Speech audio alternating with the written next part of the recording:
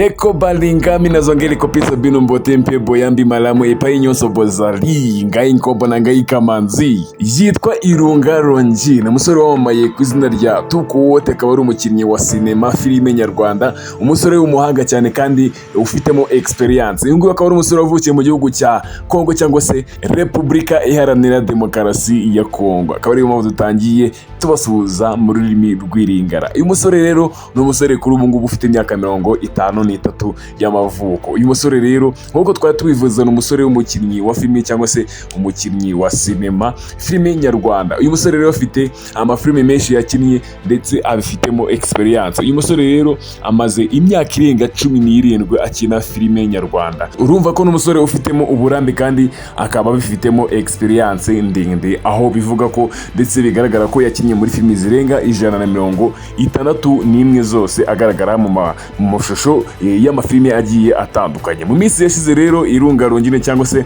Tukuwote yemeje ko yamaze kwambika impeta inkumi cyangwa se ikizungereza bitegura kurushinga, bitegura gukora ubukwe. Ariko uyu Tukuwote yakomeje kugenda amugira ibanga ndetse n'amafoto yasangije abamukurikira yirinze kumugaragaza mu maso. Nyuma rero gusangiza abantu amafoto ye iyi nkumi itagaragara mu maso, amatsiko yari yose ku bakunzi b'imyidagaduro ndetse yatangira kugenda hahihiswa benshi mu bakinnyi ba sinema ba filime nyarwanda. Kuri uyu wa 14 Gashyantare rero 2026 hari umukobwa witwa Ikibasumba Mico Tricia.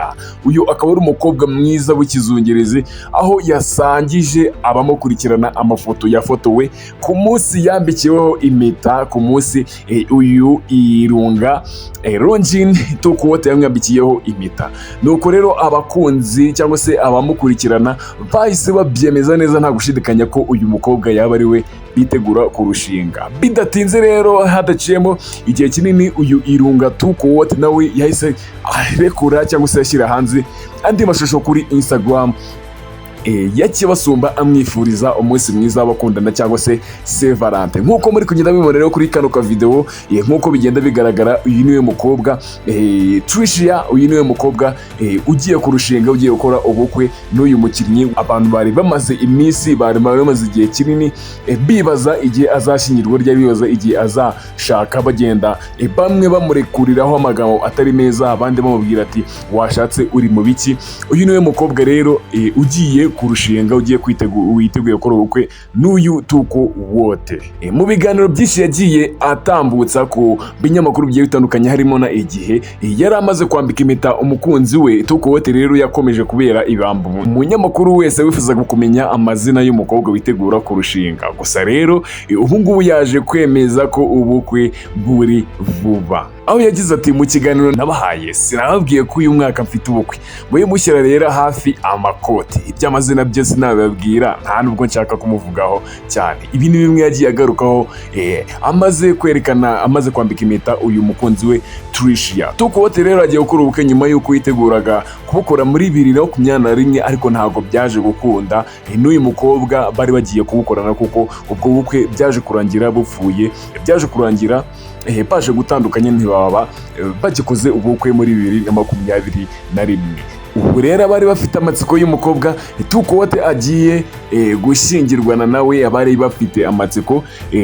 Nizere ko rero amatsiko ashize. Andi makuru ari kugenda avuga ko uyu mugabo Tukuwote nuko yagaragaye mu mashusho y'indirimbo ya Nerungabo afatanyije na Platini P, indirimbo yitwa Notre Histoire. Uyu ni umugabo rero wamamaye cyane mu bintu bigiye bitandukanye. Aya niyo makuru ari kugenda amuvugwaho. Nkubwira ngo ukande subscribe kugira ngo ujye uhora ureba inkuru zigiye zicicikana kuri ino mihanda. Turakomeza kugenda tubikurikirana uko amakuru agenda aza, turagenda tubamenyesha. Njye ndi Kamanzi rero, ukomeze kugira ibihe byiza.